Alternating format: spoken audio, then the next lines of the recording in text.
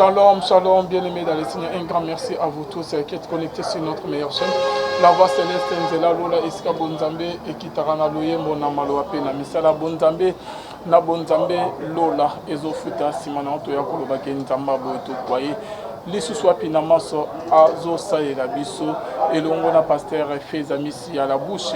Autorisé de l'éternel depuis Ziré, qui a filé Moukoya Motema Bivens, de Homo depuis Londres, Pena Maman Gisèle, Luke le Motema Papa Emmanuel, na Boston. Bonzambe, na Bonzambe, Yesunde Mosu qui s'est bien aimé dans le Seigneur, là, Boutaï Kolanda, Malobaya, comment il s'appelle encore, hein?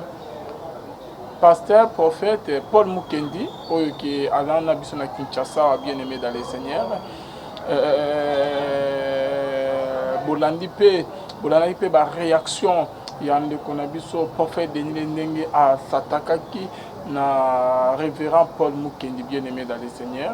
Mais il a mis un peu sur l'apparition, il y a Paul Mukendi, comme un peu concernant son frère, donc Bolani vraiment malobanaye, qui est plein, il y a Zawadi et dans un plan satanique. Moi, si Adiba la cour s'est comporté bon côté, assigné na Mike Lamazon et la Moussalana. Et maintenant, mais que sur l'agneau, tout s'est passé na corps du Christ, bon, mon épée de Niles Nenga Silika qui s'attaquait naïe. Tous a dit na mon coya pasteur, ok, bon, évitez bien, pasteur David Poutou. Shalom papa. Shalom papa Alvin. Bonne santé. Zamba sobatela papa. Liloba na bandeko bazolanda. Zamba pam la biso bana nzambe bisika nyonso tozwami partout dans le monde. Ngulu na nzambe ebila ba vila biso. Merci. Liloba nini ko loba avant que tokota na dans les vifs il y a émission na biso réaction à Deniles na maloba pe révérend Paul Mukendi a lobi sur Mike Kalambay a bengisa qui est na église na prière na e encourager pour le bakiza plan moko ya diable une femme mariée pour se comporter bon côté et là il comprend mon passage sur Mike Kalambay azongi la musala na kolo et maloba pe il y a Denis les autres qui bande comme ça mona qui a déplacé vraiment maloba donc c'est ça quoi papa réaction ko le banin ouais papa Alvin oh merci beaucoup pour l'opportunité occasion sur ce précipice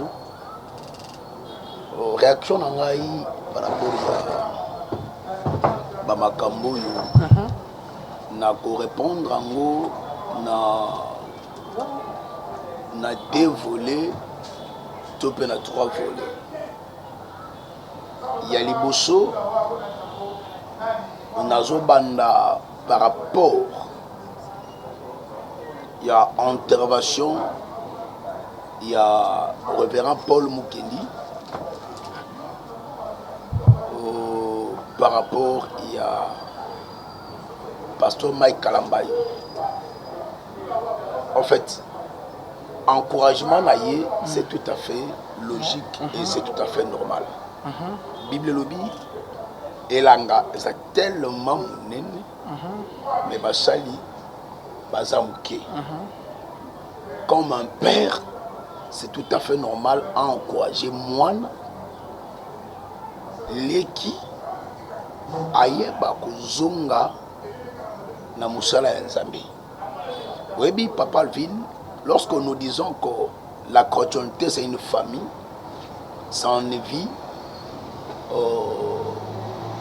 et à la capamba. Vous savez, les lots la plupart, il y a Batou, va comprendre peut-être écriture. Pour la lobby, lorsque la nature elle-même ne vous sert pas une leçon. Cela veut dire que autrement la peine à Mokili et que sa biso sagesse et que sa biso mayele. Na sena moyawa ndeko na ye mokote ndeko mokote akolinga ndeko na ye abela liboma. Akolinga ndeko na abebate akufate loba salanduki. Ndeko nyonso na bomoto na ye jamais ko sebla ndeko na kufa abeba. Or, la chrétienté, c'est un lien. Oyo et sangisi biso nanzela makila na Yesu. Makomi lobi à tous ceux qui l'ont reçu, qui a reçu qui Christ. Je leur ai donné le pouvoir de devenir enfants de Dieu. Il a fait de tous un royaume de sacrificateurs. nous sommes une famille. Nous sommes un peuple. Alors, lokola libota moko, tokoki kolinga jamais. Tout le monde a abisso azo kufa, to beta maboko. Lelo ba chrétien ba komande ngeni. Moninga beti li ba ko moninga pemu moninga koi. Olie sala bango pasi. Olie to bondela. To luka ndeni nzamba ko sala a ramener les sous. Lokola enfant prodigue na kati ya ndako. Au contraire, biso tozo contribuer les sous na okufa na ye. Omoni asuki tolobaki nini mosala kota na aventure ba aventurier ba escroc ainsi de suite. Or devoir na biso eza kobondola enfant ko ndeko azonga na nzela. Yesu ayaka mpona bato ya malamu te, ayaka mpona bato ya mabe.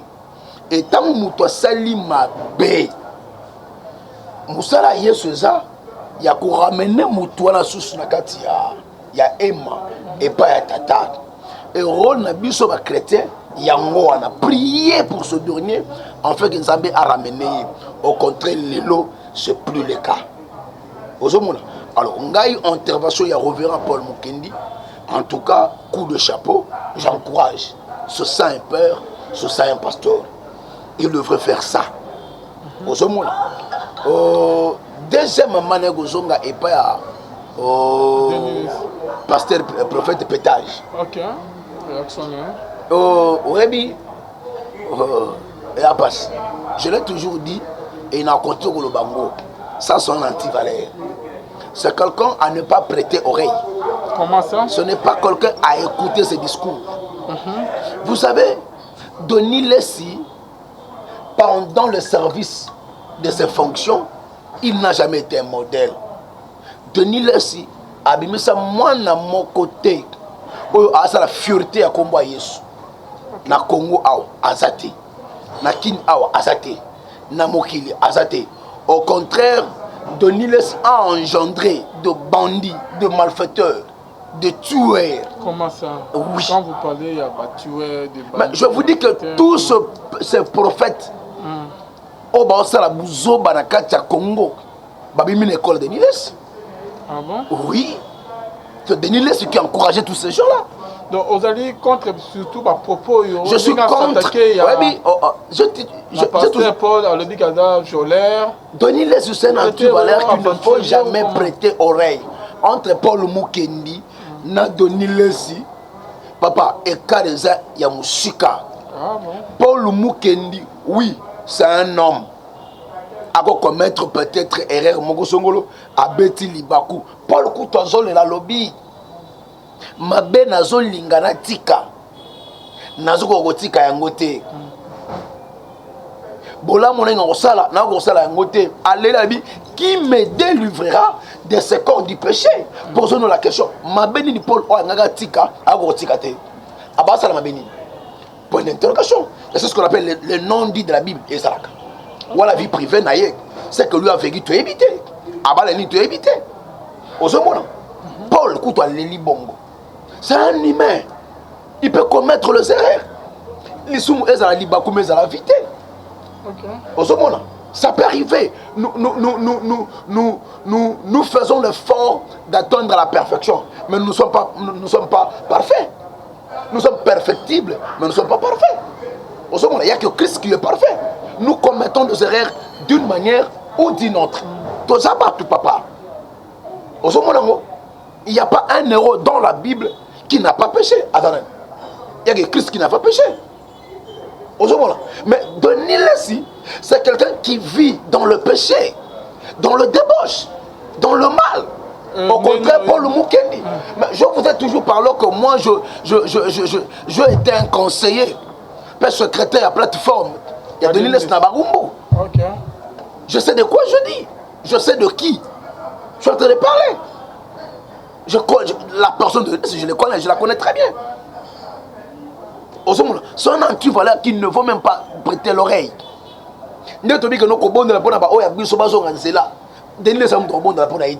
Parce qu'il n'a jamais servi Dieu. Il n'a jamais été un serviteur de Dieu. Je sais de quoi je dis. Papa Alvin, moto mabe il faut kobelela ye. Oh non, surtout il y a des sala, ba prophétie, ba miracle, ko tondi sabastad. Non so wana ezaki bonzambe te. Nzambe azoninga bonga kap.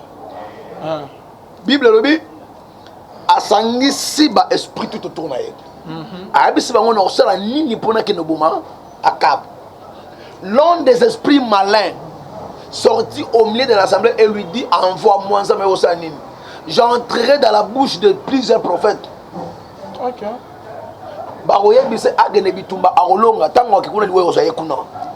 C'est biblique, papa. Il y a des prophètes. Il y a des prophètes. Mais en esprit piton.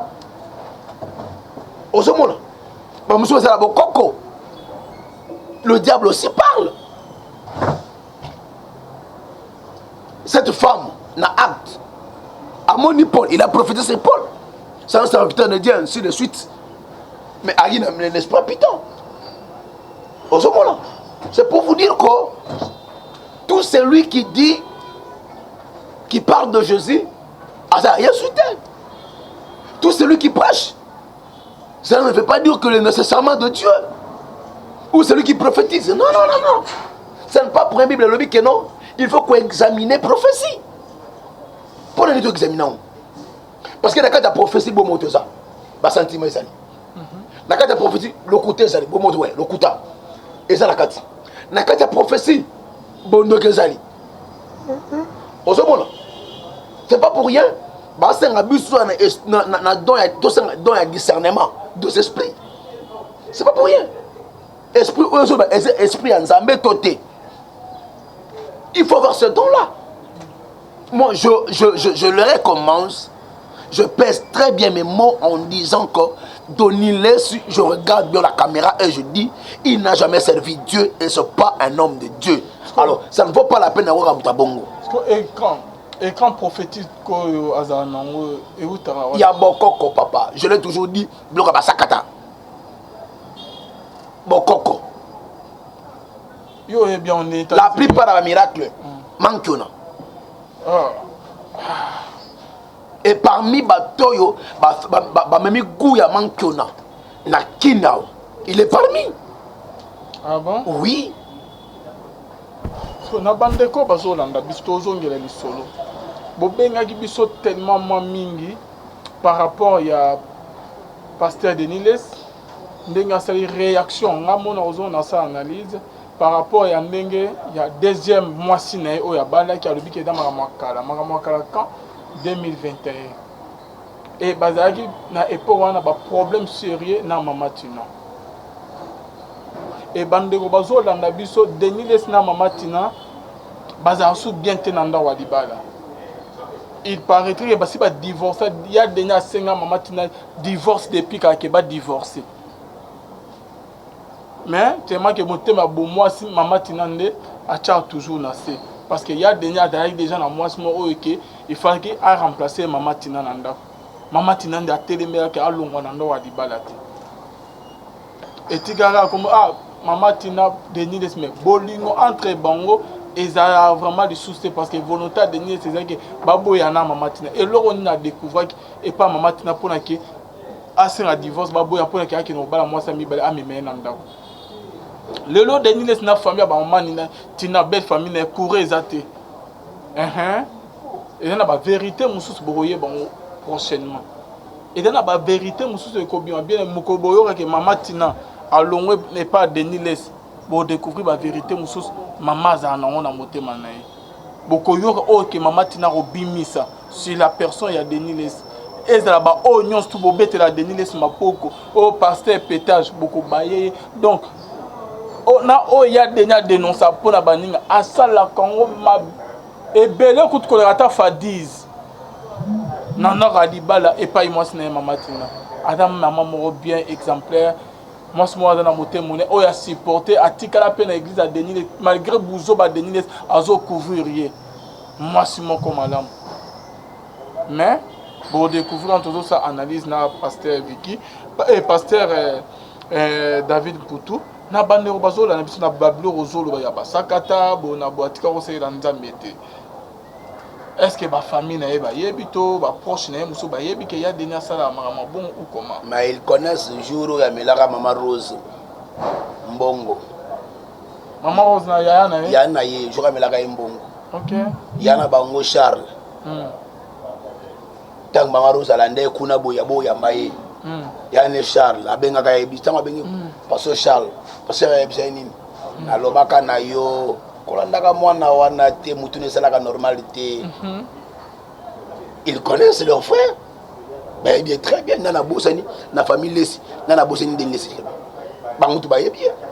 Mais yozo ba ko travailler na e bablo nyonso tant que tu étais au courant de ça au comment secrétaire na ya plateforme ouais. Et pourquoi au boyara poste en hôtel au lieu ko kangama nande ko pasteur oyeba ki ba mabe nyonso abana ko ça en cachet il faut belo moko au moni mwana soit botami. Oui, tout le monde sagesse est innée, intelligence est innée.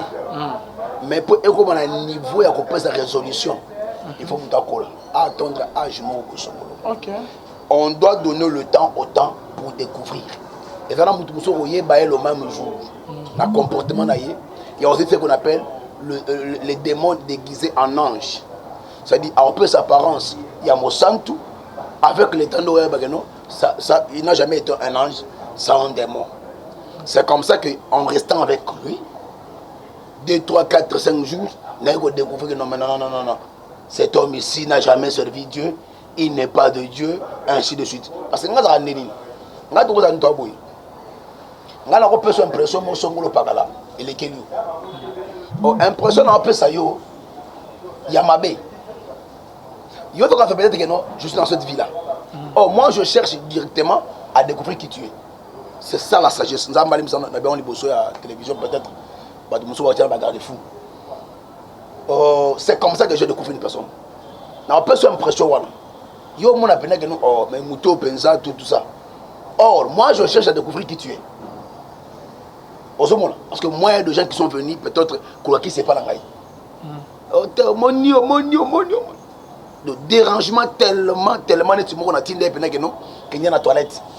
Mon gars qui voit na fongola pendant 3 jours aspirer mon pépé wana pour fongama atalinga bien wa mutama be c'est là na fongama kaka tango ke kota kindaki ba memela ba na bango aye ko comprendre la réalité après que no mutu na ndaki akina ngote aye ko songela ngai et mon choro ko fa pas to ke yi ngana ba mère mo boy papa c'est là tango ya ka liboso o baka na ngote nino tindika kai on a quelque chose. C'est pour te dire quoi? Na ona na ngwana kaka. Avec le temps samba osunga. Kana yango na ofungwama. Donc ce que déjà benda kayo. Tana pa na gina ngote. Le sona na bonzambe est commis. Cela veut dire que Dieu ne ment jamais. Ndenga fali yango a osala pe wala kaki. Alors ça ne vaut pas la peine. Osomona. So da pera ba to impression mo na ko peut impression mo yo mo me que non atire. En tout cas mo ofungwama ngai. La comprendre no ah le moto da rande boye. Donc si nalandage bonzo kana kasa tu vas la beauté ane mutaboui c'est comme ça que moi je découvre de gens et le message de senga fula ngai so boye bisangai nzambe mutu afungula mutu be mutu afungula mutu bo o fungula ngo pia ngani et le jour on a somme un document atomboka afinga ngabutu nzoba moko ba yo yana sala yo ngales na sala yo la fungula na vie afinga je mais non pas comme moi à répondre. Tu sais de quoi je dis? Ça la fait na fongola yo okufaka pauvre boy mutaba kolo yo il a ya lwa bele osomon tout ça pourquoi c'est na ko découvrir ba vérité ya batama ya no bageno ce monsieur là a ko le belo côté libuso nanga parce que je les connais. Quand je dis que Doniles n'a jamais servi Dieu, il n'a jamais servi Dieu. Mais il y a parmi les premiers prophètes, il y a prophétie, c'est confirmant la kin papa. Daniel c'est un ciment. Comment ça? Ouais. Moto a été dans ma prophétie, dans mboka ikibako. Papa yake. Après, tu as un peu longo. Bazui. papa vent pena prophétique yako muto telema osakolaki nazomona boye muto abimi nango c'est le prophète Jérémie Mayemba flamme de muto aye na système wana yakeno muto telemisi muto mama naomona boye muto aye na yango ye aussi aujourd'hui on peut parler na lignée wana likolo ya tata ya prophétie c'est Jérémie Mayemba nde mutu aye na yango après Jérémie allo travailler na ba Timothée Kiese ba apôtre Silas nde ba ki ceinture na ye do Denis awena sima na bango ozomona alors Denis les a besoin en plein roi parce que Denis a koyeba ma casse koleka bango ouais non Jérémie Mayemba ayebanaka tout na le révérend l'archibishop Coutinho Fernando ayebisa yo ta vie Coutinho alongola mundele ayo la campagne na kini mundele sa la campagne na ba sa campagne de martyr mais Jérémie Mayemba après ça mundele ba prophétie mundele a sema ba instrument a sema mbongo en campagne a songi poto alors bi non na mona prophète aboité tu n'as archibishop Coutinho Fernando maman na loba osomona c'est-à-dire que ayebanaka makasi parce que problème ezanini na temps wana média penezaki makasi te eloko yebanesi Denis sur makasi média osomona ntango wana olala raga aye na système ya tiama na kopo la télévision ainsi de suite raga à l'époque wana nde télévision oyo banotala na makasi enfin l'époque wana batélévision ebene ebele te toyaki na antenne A toyaki na raga toyaki na TKM toyaki na canal Kin ozomona nde ba chaîne peut être ezalaka yango wana ebele te ouais ozomona alors à partir wana ndomoni ayebanaki mpena makasi parce que na poko aboye tout na ba télévision ebele te yaloko lelo te et c'est comme ça nde ayekoyebana mpenza makasi à partir wana na lokola mutu mwindi surtout ya congolais ba sentiment tiama ina côté vieux même biso sala ngoti ouais parce que na ko ignorant ngote à cette époque là tout ça là yango tout ça ba na télévision ozomona c'est comme ça maintenant ay boye bana oh na époque wana ça la manque ah bon je sais de quoi je dis. Mais si moi je vous dis que Bamaïma beta Bamakola, Timothée que c'est beta Makola. Wow. Entre guillemets, papa Moussou notara bakomo la bangwa wati. Oh mon beta martyr. Papa ça la plein martyr wana. Beta Makola. Il y a un miracle. Il y a un miracle. Oh. Osomon, beta Makola. En dehors Makola, ba Moussou va pratiquer mes magie. Il y a muto bina kaza abeti ntaba kao. Na martyr. Il y a beaucoup d'histoires que na lingo kota na ba monde wana mingité parfois bana nzambe mususu ezo fragilisé qu'on dit na bango mais on doit parler de la vérité pour sauver l'humanité. Mais il y a un miracle mususu esalama na ba na kazaka ya taba isainen entre guillemets nzambali c'est moi tanga kombo esate da. Ah ça papa je veux pas la kota na monde wana mais muto moni bidé que non tamba beda martyr on va penser que non na onction li sécurité Sonic a foot on taba comme pour la nandima donc je bona papa tout le monde a un miracle ba aveugle comment na ba boiter autant moi je vous dis qu'il y a beaucoup d'histoires manque on a no beta marana mais faut faire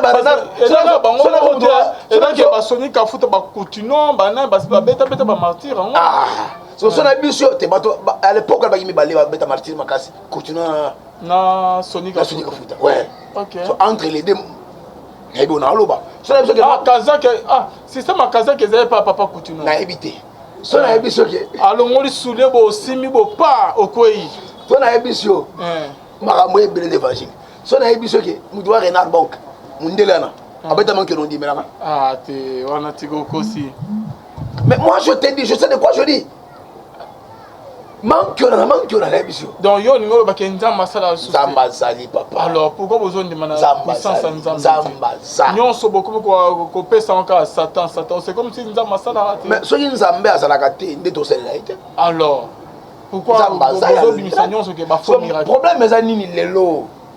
Il y a la cupidité, le koso mbongo. Nde ezoboma batu. Ezoboma biso.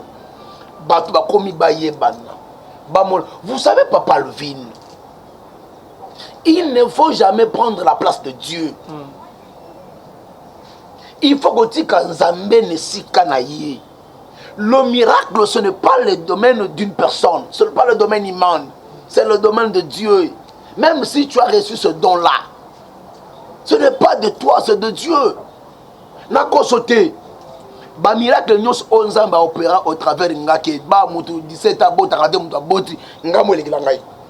Faut na mona ngo salemi. Je prie oui na foi na bi que non. Alors pourquoi zo benga ya ba mission c'est ezali ba manque on a ezali ba faux miracle ba fabricaka.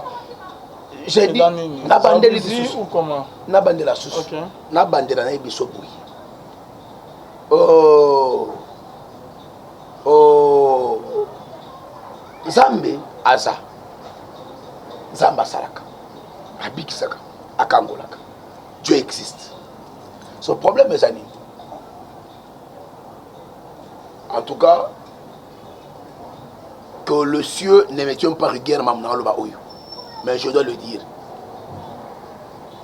Au moins na ba passer baza élevé midi. Hein? Na Congo ba yebani makasi. Ndi mère on est sur le lot. Sur 100%, peut-être 10 n'est pas dans sa vie. Je sais de quoi je dis. Peut-être 10 peut-être 5 n'est pas dans sa vie. Il y a un système qui est établi. Nous sommes vers le temps de la fin où la bête doit régner. Alors pour bête à régner, elle a besoin d'acolytes. C'est comme ça qu'il a introduit même ses serviteurs na kati ya Nzambe. Yo kanisi ki lo mabe mingi yo salema. Pour nani? Ces gens-là sont puissants, ils sont forts, ils sont influents. Bana mbongo, ba yebani, ba presque na nyos. Alors, yebango ke lelo conseil à Mubola, faut pas yo comment ça passe. Ataza maeli. Mais conseil à Zoba, alors actuellement, ces gens-là sont fort puissants. Ce qu'ils font, séduit la facilité. C'est comme ça qu'il leur a doté de pouvoir, dans la finance, dans le matériel, pour séduire les temps autosa. Alors, Bananzambe maintenant, responsabilité finalement beaucoup. On ne peut pas donner l'oreille à tout le monde. On ne peut pas suivre tout le monde. Tu sais pourquoi? Ève, à quoi elle a piège? C'est parce que, et si quand Zambé a soukissé la kabango, bakomate, il y a komaki. Il y a ce qu'on appelle les interdits dans la vie. Bonzambe ozo mono yo muto liboso bana bikila mukiliza nzambe omoni nzete oyo ya boye bia mabena malamu kosimba te ekila. Alors moi dans nzambe faut bageno vie chrétienne eza via keba kosimba te konyata wate kosala boye te kotambola boye te kovanda boye te koloba oyo. C'est comme ça la vie chrétienne. OK. Sikoyo Bana Nzambe, il faut pas comprendre yango. Quand baza bato bako tika lito yé pas moutonyon sauté. La foi vient de ce qu'on entend. Et ce qu'on entend ne vient pas seulement de l'Éternel. Il y a le diable aussi qui parle. Le serpent avait parlé, ce n'était pas Dieu qui avait parlé. Dieu a parlé en premier. Et le serpent est venu aussi, il a parlé. La femme a écouté la parole du serpent. Zémi Koti. Les enfants de Dieu doivent comprendre que À cette époque, à cette heure, ce n'est pas tout le monde qu'il faut donner l'oreille. Tout le monde qu'il faut suivre. Tout le monde qu'il faut écouter. Tout le monde qu'il faut qu'il faut honorer. Non. Ma belle Papa Alvin est un monde chrétien. Et c'est qui confirme et affirme que Christ est à la porte. Est-ce que miracle? Bino bossa sous ba miracle te comme il ba comment fabriquer? Oh, Koloba Bisso, c'est trop dire. Mais ils ont auto vivre non? Ouais, non, tu peux le monde habité non? Nakata elanga nzambe ba mercenaire ba côté. Ba tellement épais. Est-ce que bino bossa avec sous miracle? Mais nalobaka moi une nombre de fois, je ne suis pas venu ici pour tout à tout le pourquoi, parce que c'est pas nous qui opérons, c'est l'esprit de Dieu et c'est Dieu lui-même qui opère, qui guérit. Alors ce moni mutoami komi kumisa, komi tombola na domaine ba miracle, landele malam. Cette grâce, c'est pas une grâce. C'est autre chose. Mais on dirait parce que c'est pas lui qui fait. Miracle to bana au moins série ya ba disciples, ya ba Paul. Et ça m'a assusté. Papa Levin, moi je vous dis que n'avana ba tout, to kende na inde to tout ni. Ozomona, même à ce que je peux appeler Nabimi retraite dimanche, le toi mardi. Le même dimanche Nabimi retraite vers 18h ou 19h comme ça. Il y a des miracles salami. N'importe on a téléphone. Ça ne vaut pas la peine. Dieu existe, Dieu agit. Dieu existe, Dieu guérit. Dieu existe, Dieu restaure. Dieu existe. Mais tu es dans solo. C'est tout ce que moi je demande. Domaine, il y a miracle, il y a domaine, il y a Nzambé. Si Dieu existe, la Bible dit qu'il est vivant. Oh, un homme vivant, c'est celui qui pose les actes. Si Dieu est vivant, il doit poser les actes. Il faut tout le monde. Pasteur David, on a dit qu'il y a prophétie. Dengue écran prophétique, il y a des niles, il y a des et da babilo ba cédé ba lokuta maintenant on bête la biso du solon il y a prophétie ba o ba même on le dit que Jérémie Mayemba ouais ba on va y vraiment dit ça coller avec précision ouais. Après parce que on dira ba bien massa de niles non ba ça y coller serré c'est mon de niles OK ba brazan zela mo rozonga ouais oyebi na musala nzambe za ndenge ni bon en fait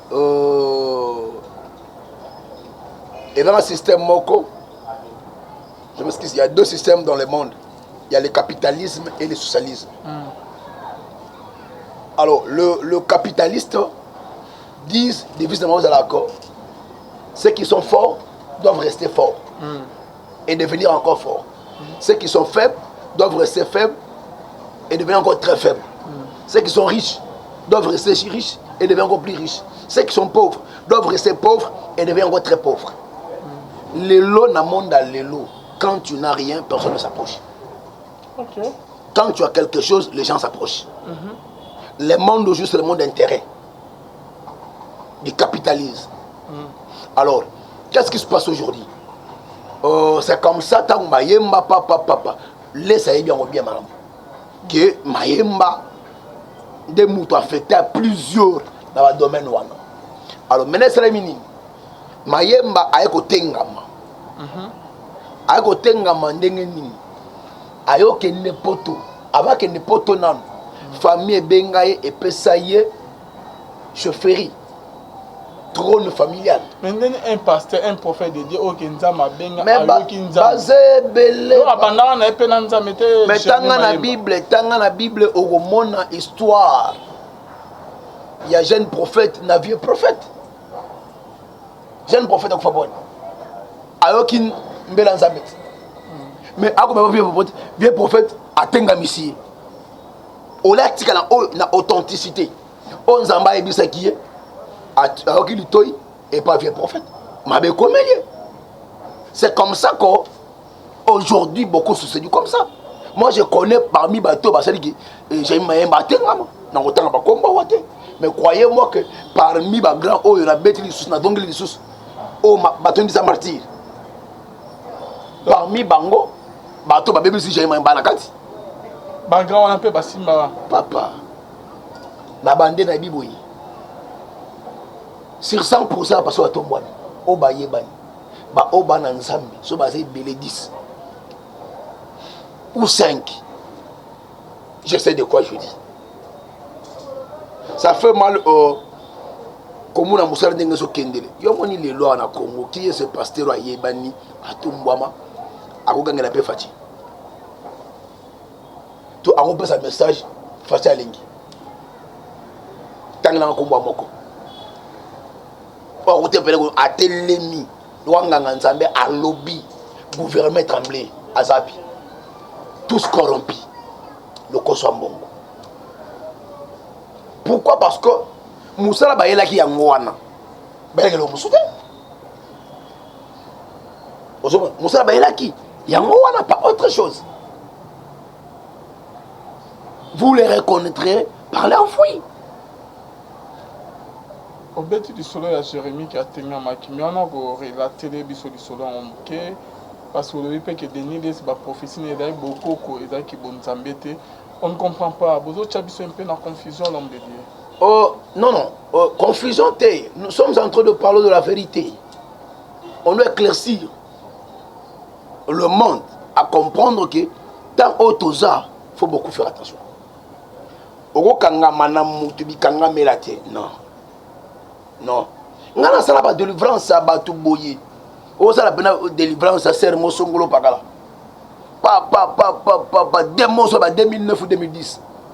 Des morceaux. Des morceaux, ils ont kende to benga ngana. Ngano to ande mako. Ngano to ande mako Ndenga nini? Yonan. Onga prophète kingani. La kombo nzambe. Même Bible peut se gérer. Mais je vous dis que obengani pena de moi j'ai bisa nga passer prophète kingani. Prophète kingani yeah, o lugani nyona. Tout ça pourquoi? Parce que Abad Manasseh Rabatou et à posséder. C'est comme ça il y a des sœurs dans la l'église. Après on va m'bali le pasteur. Prête on va m'bali le pasteur. Et dit oh pasteur a lobby en tout cas et pas na yé yango wana. Oh l'année là au côté ba ko mo mbali. Et maintenant ba posséder à part wana. Moussou pesos prier prophète Moussou babimi. A combien pas ndenge nini? Quand on voit tant bozo on est en pleine délivrance. En pleine délivrance oui. OK. A combien pas na ndenge nini? Ba beng se côté l'église à Muninga. Pas na suka yambi seru wana. Ba charger ba numéro ba bengani ainsi ba côté quelque part. Bou akola sera se retrouve nandenga se retrouve dans beto ya prophète ayebité abimina ye et sili ce que dans envoûtement to bolingo papa il y a des prophètes il y a des gens ça mabalo ba mythique qui expliquer yo je sais de quoi je dis au moins une génération David au gars de génération David et qui est ma prophète mobu na comme na Kinshasa Barumbu parmi bango qui na prophète Moussou donc ayambi mwasi l'église il s'est fait le beaucoup c'est fini tout ce qu'on le bateau aussi ce que m'a bimi naï voilà ce qu'on est qui si donc bah passer mais kende ko tuna chef coutumier oyo Matadi Kibala David kende ko tuna pourquoi il y a pasteur té na tenga ngolo sous chef coutumier David Matadi Kibala. Je vous dis que si tout clique est belé, Matadi Kibala. Donc bamba qui se roule là basi ba femme mariée. Je vous dis que makambo za na mokilo yo. Donc so il passait à Simbio kana bo. Askana no boko boyé à neutraliser yo. Nyonso koloba. Nyonso koloba. Oh là là. Elle est d'accord et a sala yango. Pesa mbongo apesi. A opesa. Sala boya ko sala. Ola alali na épée. Animi. Et pourquoi la plupart ya bana basi na église hein ba maman ne ba fan trop ya ba pasteur au monde maman si akomi ko respecter ko linga ko considérer pasteur ko lekana mobile na bazana na ndako. Oui, bon. Premièrement, de nature, l'homme est rationnel, la femme est émotionnelle. L'homme agit par raison, la femme par émotion, par sentiment. OK. Yali boso, yami balé. La femme, faiblesse na ou taralitoi. La femme aime écouter. Oh, les hommes de Dieu sont des bons parleurs. Ils connaissent comment parler, séduire, ramener une personne à l'obéissance. Talaga oyo papa na ya boti ya policier, à tout ça papa n'a été. Mais comme une église a changé. Pasteur Asali non a changé pendant a comme tout ça. Monsieur Koutou a oboto ça té a fait une hypocrisie pour que pasteur non a changé. Alors il impoli wana mais avant parce que a obanga pasteur. Vous comprenez? Pour voir tout ça. Alors, c'est de là maintenant que la plupart, maman ko ici ndanga mabe. Et le gars moi ça yo kaka. Mais moi na prophète moko na tanga même commoné a on ça pas.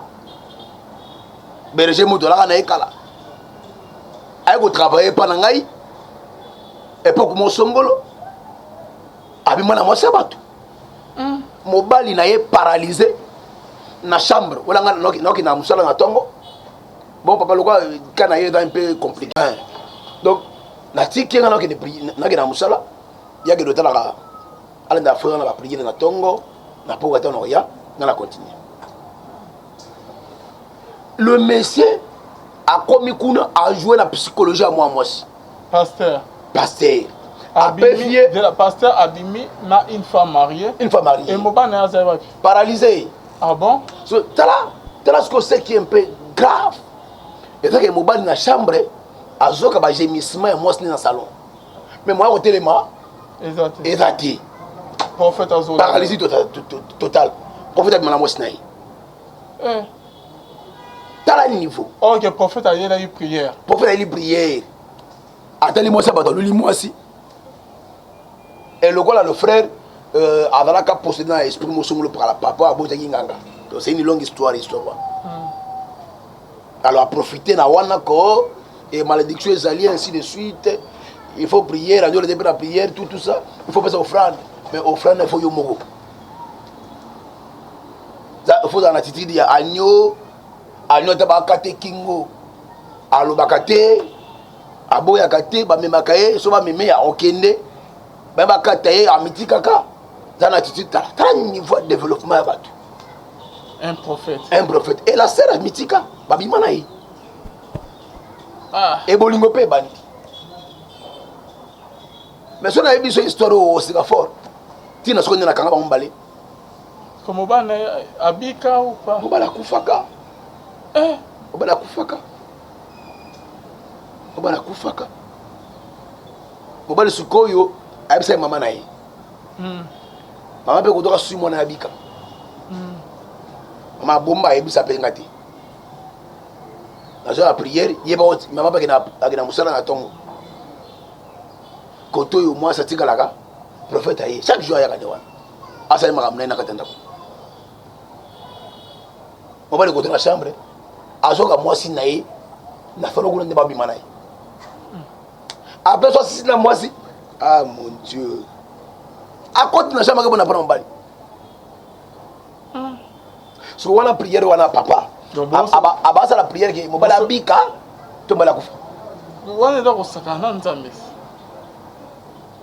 et ce frère-là est malheureux. Alors, voilà. Très malheureux.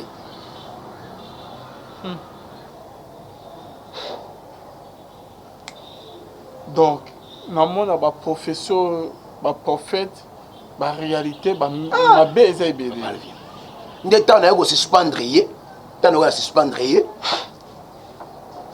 Azu Bible na commis et baninga ba trahir ngai.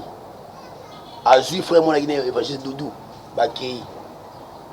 Bakei ba sema campagne mabe. Na butu balali yé ko to aloti, Zaba kebisi bango. Doudou na zalo ko mona ye. Il peut témoigner. Zaba kebisa bango. Doudou na to tabala muki, Doudou ba biti du solo. Doudou biti il faut que c'est bolimbisi.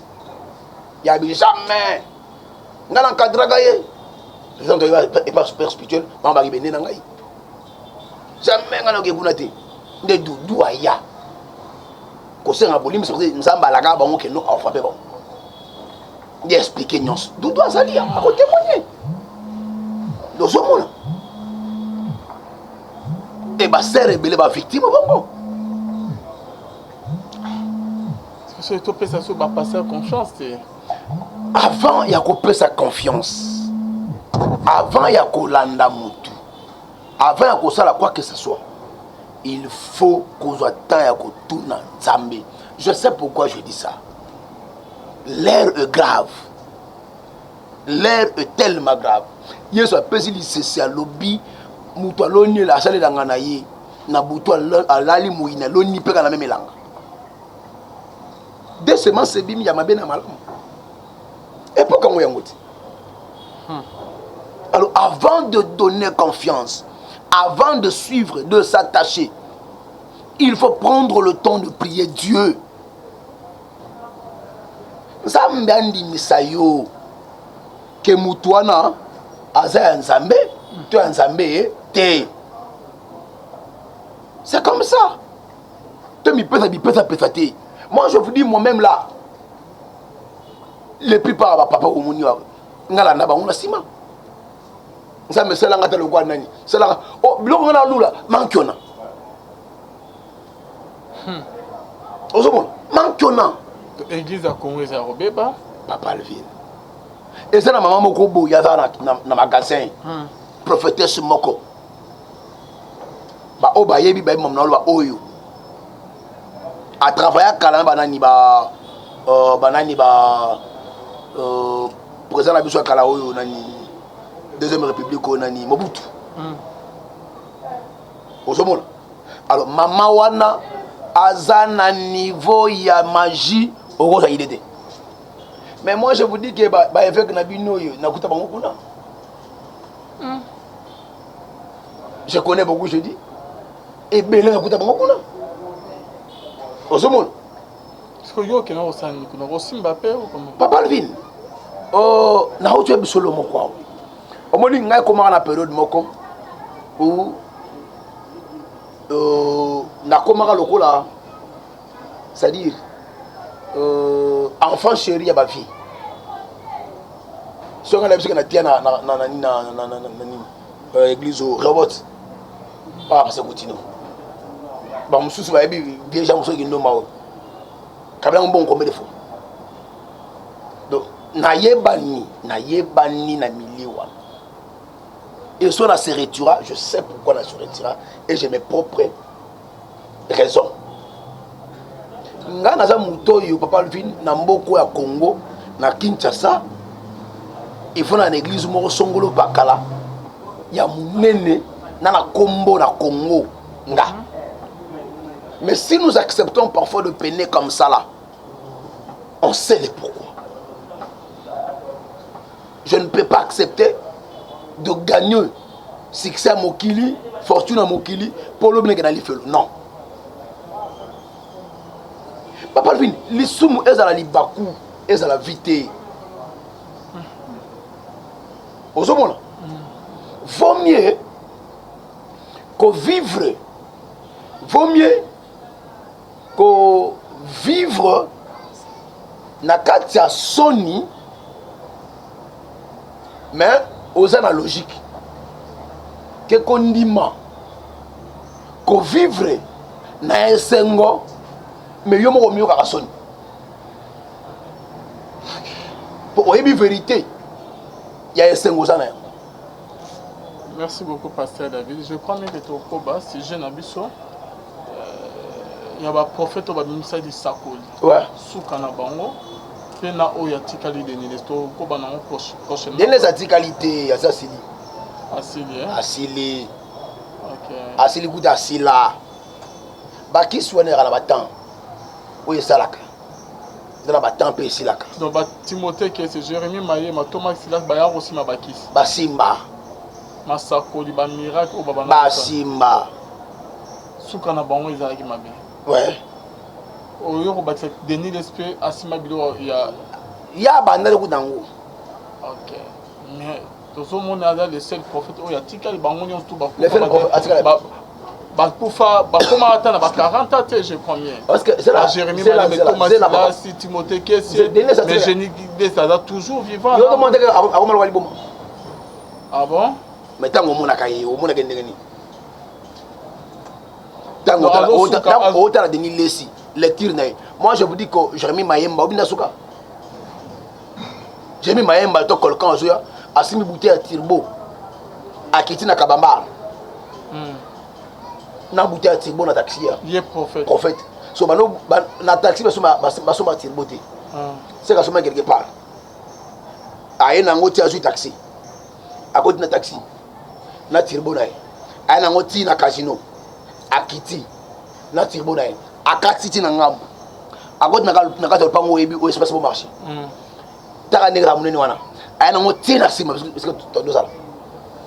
Donc nous monter vous avez. Vous comprendre. Ah, ce que n'engagez pas peine à bader. Ce hôtel ce que de l'esi. N'engagez moko.